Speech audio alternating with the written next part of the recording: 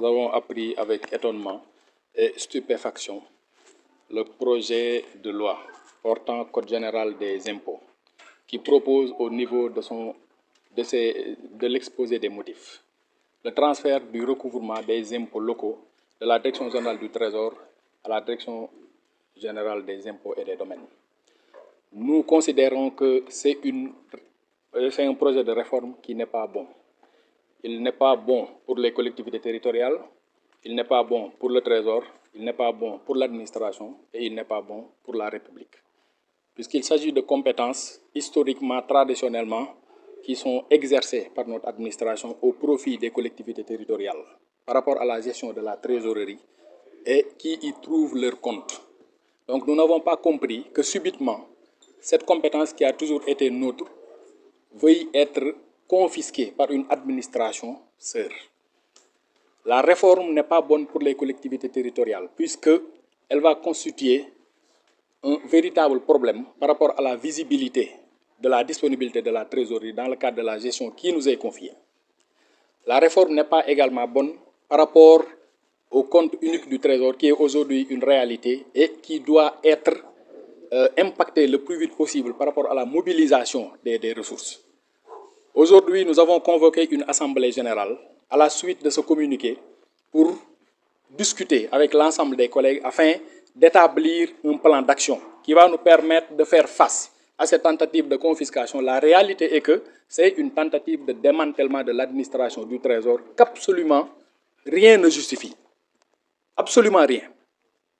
Donc aujourd'hui, on a convoqué nos collègues qui sont venus de partout, puisque le Trésor a la particularité d'avoir un maillage territorial qui est quasiment intégral. Nos collègues sont venus de Ziguinchor, ils sont venus de Kédougou, ils sont venus de Tamba, ils sont venus de Saint-Louis, ils sont venus de Thiès, ils sont venus de partout. Aujourd'hui, pour qu'ensemble on puisse discuter et faire face à cette forfaiture que l'administration du Trésor, que le syndicat unique du Trésor refuse d'accepter.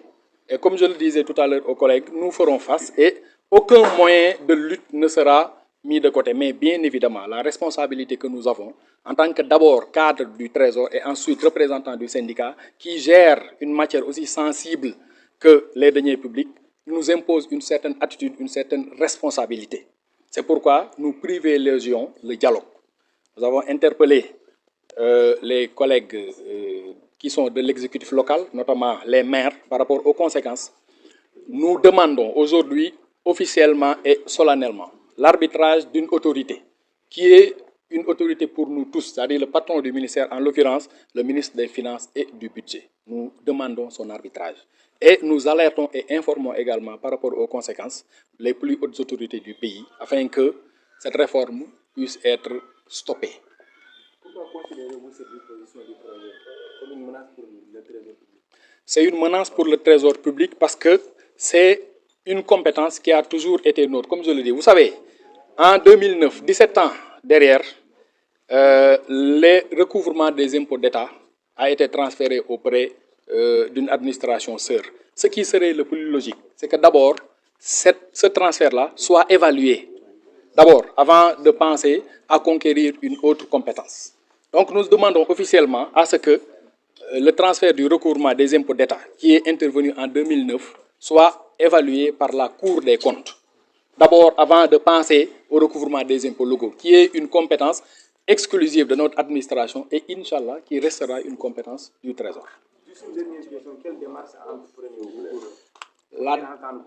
La démarche que nous entendons entreprendre à partir d'aujourd'hui, c'est que nous mettrons en place un plan d'action et aucun moyen de lutte syndicale n'est exclu. Aucun moyen de lutte syndicale n'est exclu.